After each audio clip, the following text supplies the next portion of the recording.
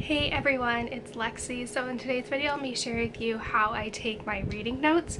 And so taking reading notes was something that kind of got ingrained to me when I was in high school, and they make you annotate.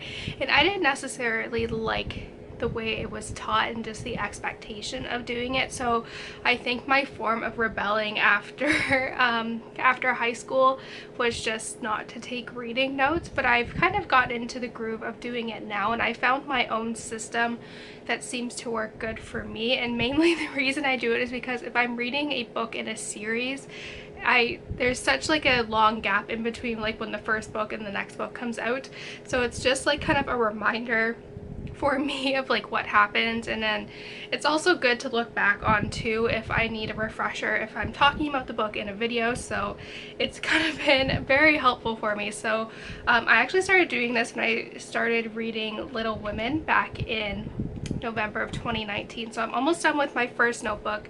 This is one that came with one of Bridget Mendler's CDs, so I'm almost done actually. Like, I'm very pleased with this, just to have like a complete notebook.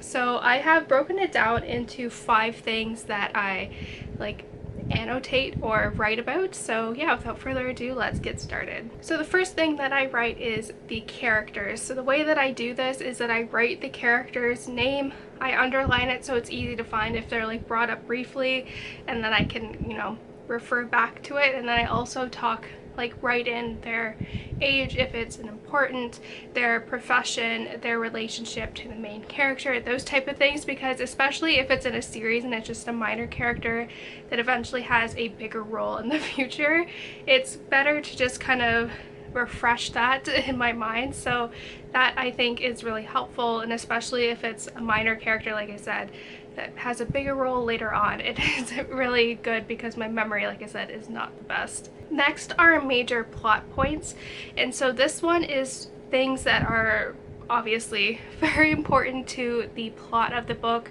or things that are happening to the characters that are significant to the overarching narrative of the book and the characters. So this is another thing too, especially if I'm referring back to a book that is in a series. It's important for me to remember, because some of the things, a lot of like crime series in particular, are very interconnected in terms of who they are working with and what happens, and like they kind of reference back to like previous cases. So it's good for me to have that.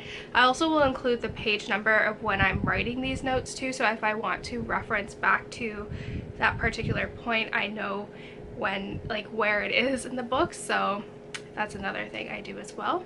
So next are quotes that I like. So these are quotes that are very meaningful to me, and I want to write them down, and then I have like a separate notebook where I just do quotes that I've, you know, really enjoyed. And I also will put like one of those like page tabs in there as well, so I can reference back to it.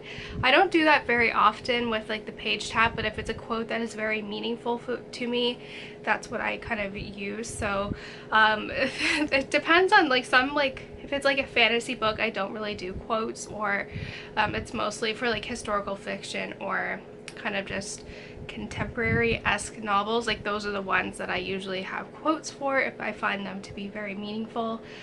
So like I said, I have that there, and then I have a separate notebook just with quotes. Next are predictions. So these are things that I think is going to happen, especially if it's like a crime thriller. It's like my prediction of who I think this, like, the killer would be, what I think is going to happen to the characters. If they are kind of foreshadowing and alluding to something that happens later on, what do I think is happening? And it's very interesting for me, especially going back and rereading my notes, seeing if my predictions are correct, how early I caught on, like what made me think that. I think it's really interesting to kind of look back on. So it's nothing too fancy, but you know, it's nice to see how many times I'm right. So I like that part. And lastly are themes, or kind of components of imagery that I think are really important. So especially with reviewing books, it's important to kind of pull up the main themes of the novel, like whether it's like, you know, black and white, good versus evil, like those type of things. It's important to kind of be able to extract those themes from the book, and especially with reviewing it, it's important that I kind of have that there so I can kind of see what are the themes and what examples of it are present throughout the course of the novel. So I think this is very helpful too. Like I said, I did not like annotating in high school or writing in my book with that stuff, so it's good that I have like this separate system now where I can kind of go through and have it all in one place and refer back to it. So especially if I read this book like earlier in the month and I'm doing a wrap-up and I don't really remember a lot of it, it's good to kind of have that reference point. So that's it, guys. I hope you guys enjoyed this quick video. Like I said, I'm not an expert at note-taking or analytical reading. I mostly read just for, you know, the joy of reading. So this is just something extra that I've been doing for almost a year now, and it's been very helpful. I do find that I refer back to this a lot, especially if it's a new book in the series.